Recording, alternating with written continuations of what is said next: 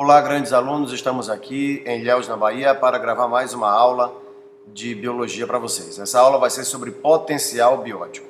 Veja bem, o que é o potencial biótico? Potencial biótico representa o quanto a população de uma espécie pode crescer se ela for submetida a condições ideais. Imagine a população de uma determinada espécie. Ofereça a ela um mundo perfeito, com comida à vontade, clima sempre adequado, sem predador, sem parasita, sem competição, um mundo perfeito para uma determinada espécie. O quão rápido a sua população cresceria? Esse vai ser o potencial biótico dessa espécie. Observe o gráfico. Bem, pessoal, em primeiro lugar eu devo te avisar que esse gráfico foi construído com valores arbitrários. Eu não estou me baseando aqui em valores reais. Eu montei esse gráfico só para explicar melhor a vocês. Então vamos à explicação. Eu lhe disse que o potencial biótico é o quão rápido uma população cresce quando submetida a condições ideais. Então, veja só, eu estou comparando grosseiramente aqui o potencial biótico de 3 grupos de seres vivos: a mosca, o rato e o elefante. Observe que o potencial biótico do elefante, a curva de potencial biótico dele, cresce suavemente. Por quê? Porque um elefante demora 2 anos só de gravidez. Aí nasce um elefante, que vai demorar anos até atingir a idade adulta e poder chegar a vez dele ter filhos. Então, o elefante se reproduz vagarosamente. Por isso, a curva de potencial biótico do elefante cresce suavemente. É claro que no final dá uma arrancada, porque quanto mais elefantes houver, mais elefantes vão nascer. Mas dos 3 que estão aqui comparados, é o que tem o menor potencial biótico. É a população que cresce mais vagarosamente. Vamos pensar no rato. Ora, é claro que o potencial biótico do rato é maior do que o elefante. Por quê? Porque a gravidez de um rato é muito mais curta que a de um elefante. Porque um rato não tem só um filho, tem vários filhos. Porque um rato, quando nasce, não demora tanto tempo quanto o elefante para atingir a idade adulta e chegar a vez dele ter filhos. Então, óbvio, o potencial biótico do rato vai ser maior do que o do elefante. E a mosca? Bom, uma mosca nasce hoje e dentro de semanas ela tem filhos. E ela não tem um filho, ela tem dezenas deles. Então, dos 3, o potencial biótico da mosca vai ser o maior. Se você prestou atenção na explicação, você notou que o único fator que interfere no potencial biótico de uma espécie é a fisiologia dela mesma. Veja que quando eu comparei o potencial biótico da mosca, do rato e do elefante, o único fator que eu levei em consideração é como funciona o organismo dos 3.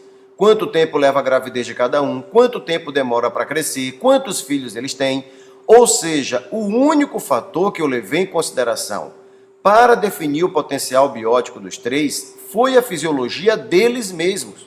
O que eu quero dizer com isso? O que eu quero dizer é que o ambiente não interfere no potencial biótico de uma espécie. Ah, como assim? Lembre-se de que potencial biótico é construído pensando em um mundo perfeito. Como é que seria um mundo perfeito para elefante? Com comida infinita, espaço infinito, clima sempre adequado, sem competição, sem predador, sem parasita. Meu filho, esse mundo é idealizado, não existe. Então, o ambiente, você parte do princípio que é perfeito. Se você está partindo do princípio que o ambiente é perfeito, então o potencial biótico não depende do ambiente. Depende de quê? Depende da fisiologia da própria espécie.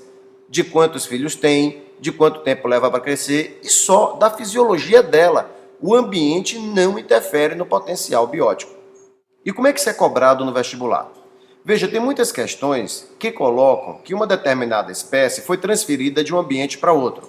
Por exemplo, pegou-se uma espécie da África e trouxe para o Brasil. Digamos que aqui no Brasil essa espécie tenha se multiplicado muito, exageradamente. Ela se reproduziu muito mais rápido no Brasil do que na África. Fatalmente, ao contar essa história no enunciado, vai aparecer uma alternativa na questão dizendo que o potencial biótico dessa espécie no Brasil é maior do que o potencial biótico dela na África. Tá certo uma coisa dessa? Não está. Por que não está? Porque o ambiente não interfere no potencial biótico. O potencial biótico dessa espécie na África vai ser igual ao potencial biótico dela no Brasil ou em qualquer lugar, porque potencial biótico é algo idealizado, imaginando-se um mundo perfeito e não um mundo real.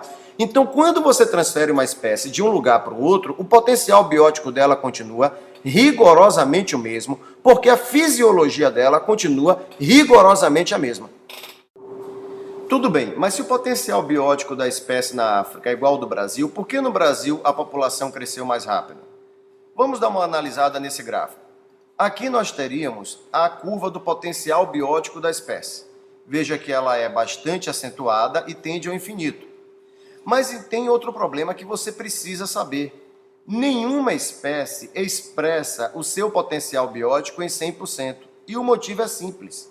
Nenhuma espécie expressa o seu potencial biótico em 100% porque não existe um mundo perfeito. Então essa curva é uma projeção feita em computador com base na fisiologia da espécie. Mas no mundo real não é assim que a população cresce. No mundo real ela cresce conforme essa curva aqui, olha. Veja que é uma curva mais suave e que não vai ao infinito. Chega um ponto que a população para de crescer. Por quê? Devido à capacidade limite do meio, que está aqui. O que é a capacidade limite do meio? Entenda, o ambiente não tem condições de suportar uma quantidade infinita de indivíduos. Chega um ponto que falta comida, falta espaço, a competição se torna acentuada demais e a população para de crescer. Então, no crescimento real, a curva é mais suave e tem um limite. O potencial biótico, como é algo projetado em computador, vai crescendo infinitamente. Todo esse espaço que você está vendo aqui, entre a curva do potencial biótico e a curva do crescimento real da população, é o que nós chamamos de resistência do meio. Então, esse espaço todo aqui é a resistência do meio. O que é a resistência do meio? Na resistência do meio é que você vai encontrar a predação, a competição, a falta de comida, a falta de espaço, o parasitismo. Enfim, aqui na resistência do meio estão todos os fatores que impedem que a curva de crescimento real se iguale à curva do potencial biótico. Todos esses aspectos impedem essa união das duas. Então, voltando, por que essa espécie cresceu, a população dela cresceu mais rápida no Brasil do que na África? Porque a resistência do meio no Brasil pode ser menor do que na África. Entenda, o potencial biótico é o mesmo no Brasil e na África, mas a resistência do meio pode ser menor no Brasil. Se a resistência do meio for menor no Brasil, a curva de crescimento real vai se aproximar da de potencial biótico.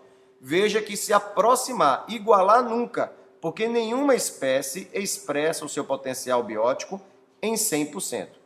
Então, se aqui no Brasil, por exemplo, não houver predadores para aquela espécie, se aqui no Brasil não houver parasitas para aquela espécie, a resistência ambiental no Brasil vai ser menor e aí o crescimento real da população vai ficar mais acentuado. Fechando o nosso assunto, então. O potencial biótico só depende da fisiologia da própria espécie. Nenhuma espécie expressa 100% do seu potencial biótico, porque não existe um mundo perfeito. E como o potencial só depende da fisiologia da espécie, se nós transferirmos uma espécie de um local para outro, o potencial biótico dela continuará absolutamente o mesmo. Pessoal, até a nossa próxima aula.